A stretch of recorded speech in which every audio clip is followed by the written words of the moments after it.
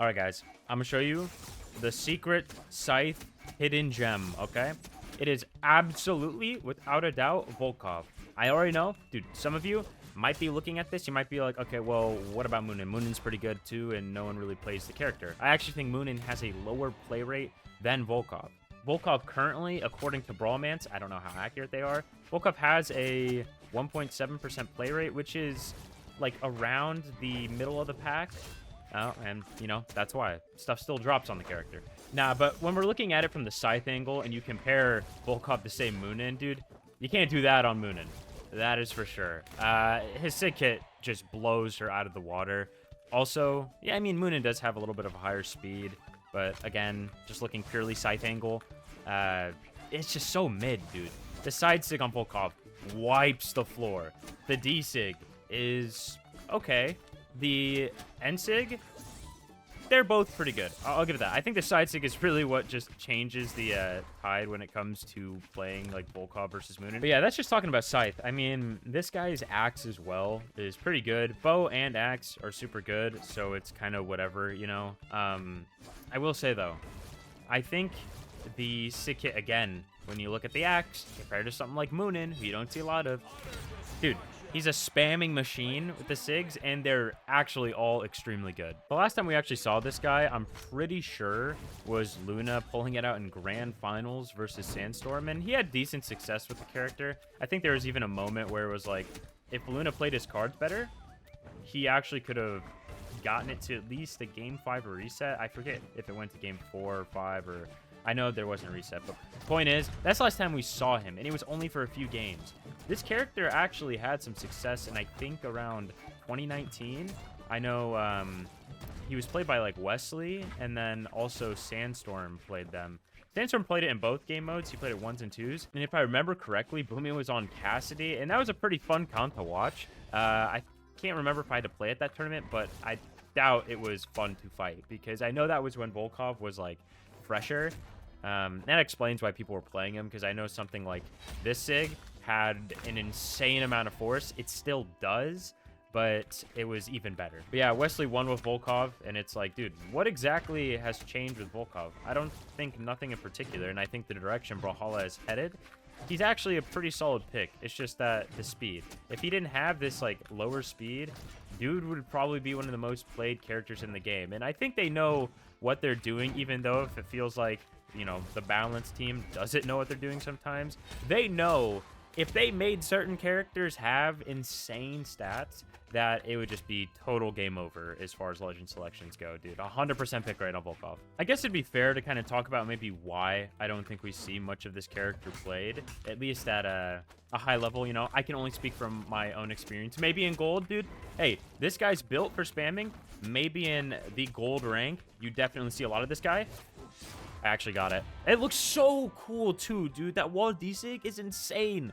You just never get really a good chance to hit it, because why would I ever be doing that versus another pro? Why would I ever go down on the wall and do this when I'm right there? It just seems so asinine to do that. It's insane. But what was I even saying? Yeah, in gold, he's built for spamming, so it works. But at the same time, I think the meta nowadays is just pick characters that you can spam with, right? You can change the game to just this, have the game state be reduced to literally throwing out Sigs left and right, travel back in time to the glory days of Gold 4, or you could play with, I guess, a little more, dare I say, skillfully, and you could just be, you know, playing it normal, not really using Scythe or Sigs on, you know, Scythe or whatever, and then when you feel like it, you just rip one. I would say that's how, like, the standard play is, right? At least when you get to higher ranks. You're not really throwing out too many Sigs, but nowadays, dude, it's just...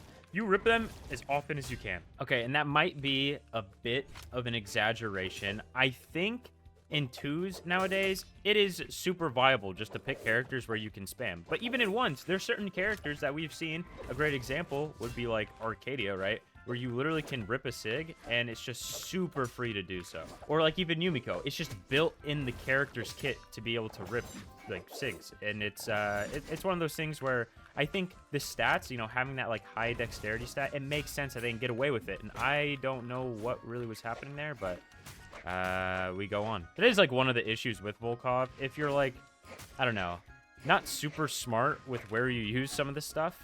I know, me not being smart, insane. You're going to end up getting drops. That's kind of part of it. So you have to be wise about what SIGs and whatever you use, like what version also you use. Also, this guy's dodging up like every time. Okay, we clobber him next time. Next time. I'm going to push him with the side light and he will dodge up.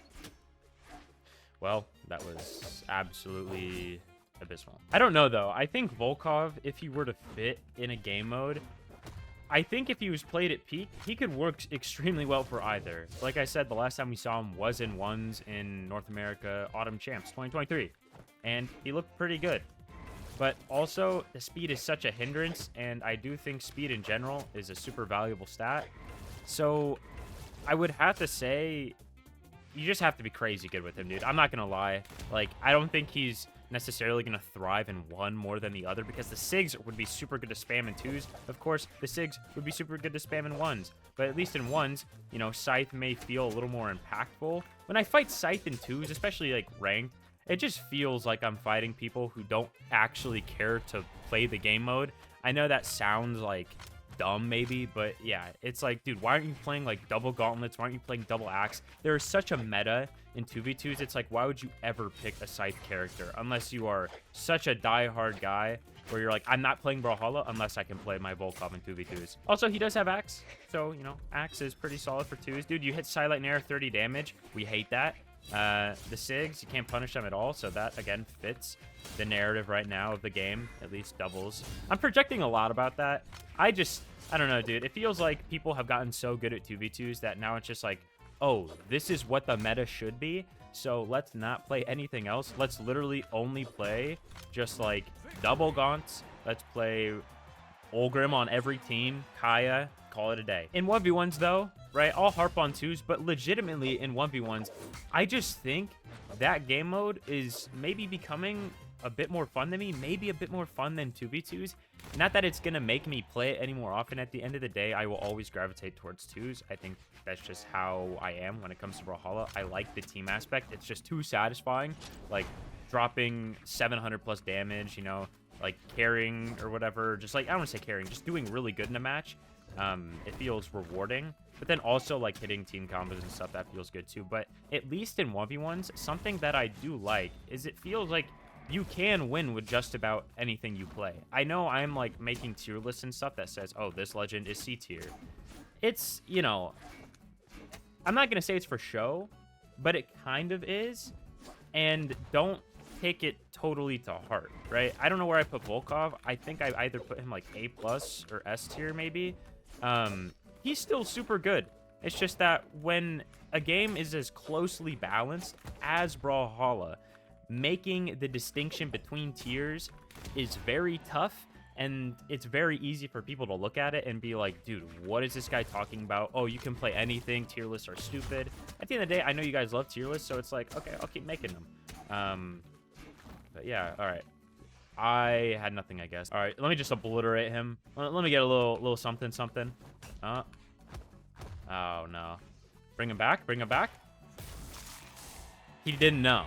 I was gonna resurrect him, dude. Have him rise back up on small Galvin Prime, but I guess he just didn't want that. Maybe he'll watch this video. And, what was his name? We're actually gonna see his name. What was his name? Yeah, Kizame Kirito. Dude, I was gonna let you stay in the game longer, but, you sealed your own fate, so that is a fat L. But yeah, when I look at all the Scythe legends right now, Mordex, Mirage, Jiro, those characters people know about, people play them.